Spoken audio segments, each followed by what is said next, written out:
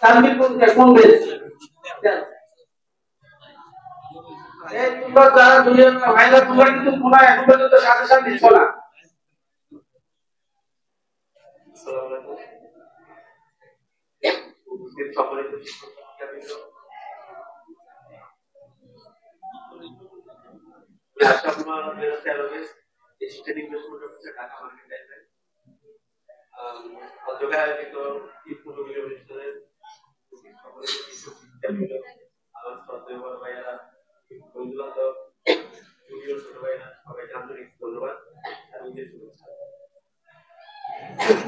আজকে মিলন মেলা দাঁড়িয়ে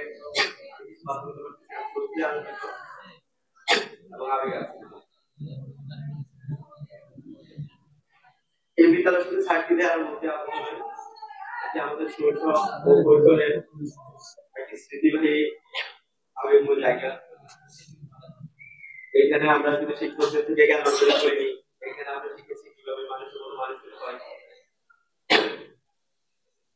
এই বিদ্যালয়ে আমরা যারা ছেলেমেয়েরা আছি, যারা ছেলেরা আছে, সবার মাধ্যমে যে একটা প্রাক্তন একটা সংগঠন গড়ে তোলা হয়েছে। আমি আসলে এই সংগঠনের মাধ্যমে আমাদের এই বিদ্যালয়ে বর্তমান ছাত্রছাত্রীদের জন্য আমরা কিছু করতে পারবো এবং আমরা কিছু পরিকল্পনা গ্রহণ করবো। যেমন আমি যদি তিনটি পরিকল্পনা কথা উল্লেখ করতে চাই, আমরা ক্যারিয়ার কাউন্সেলিং করে ছাত্রছাত্রীদেরকে কিছু কর্মশালা আয়োজন করে ছাত্রছাত্রীদেরকে আমাদের অভিজ্ঞতা থেকে আমাদের যেভাবে আমরা আগাইছি বা যারা আগাইছে সেই অভিজ্ঞতা থেকে কিছু শিখাইতে পারবো এবং স্কুল উন্নয়ন ফান্ড গঠন করে আমরা দরিদ্র মেধাবী শিক্ষার্থীদের জন্য বৃত্তি ব্যবস্থা করবো।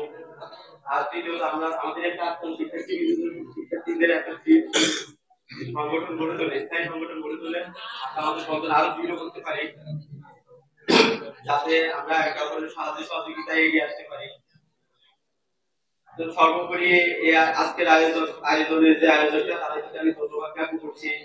আমি আশা করছি আমরা আমাদের ভিতরে জুনিয়রদের জন্য আমরা কিছু করতে পারবো, সে আশা ব্যক্ত করে আমি আমার বক্তব্য শেষ করছি।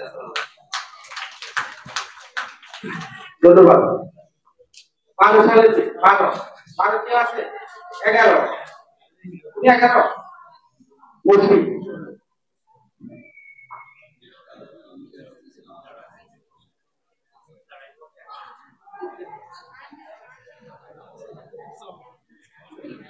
আচ্ছা, আমরা মানে যারা পরবর্তীতে মানে মত বিনিময় করবো সবাই বলেছে যে আমি পরবর্তীতে ছুটিগুলো পাই, পরবর্তীতে আমি কি করি বা পড়াশোনা করলে কোনো ইনস্টিটিউশনে আছে বললে ভালো হতো।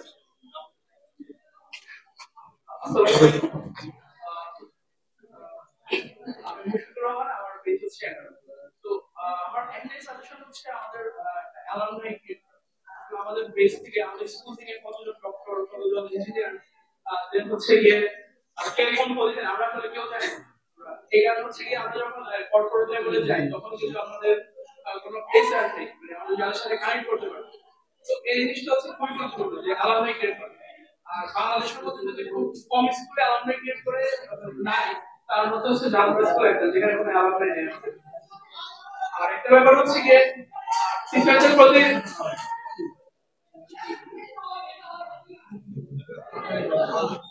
তো আমার স্ট্রং রিকমেন্ড হচ্ছে যে অ্যালামনাই ক্রিয়েট করা, তাহলে পরবর্তী স্টুডেন্ট জেনারেশন খুবই কানেক্ট হতে পারবে যারা এখন ভালো ভালো কর্পোরেট লেভেলে জব করে।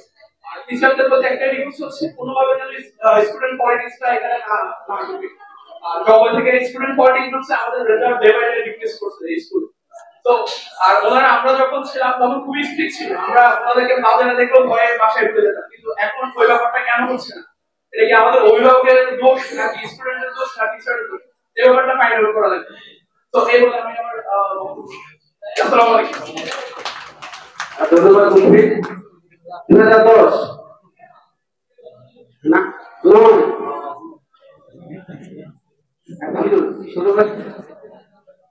সবাই পরিচয়টা দিয়ে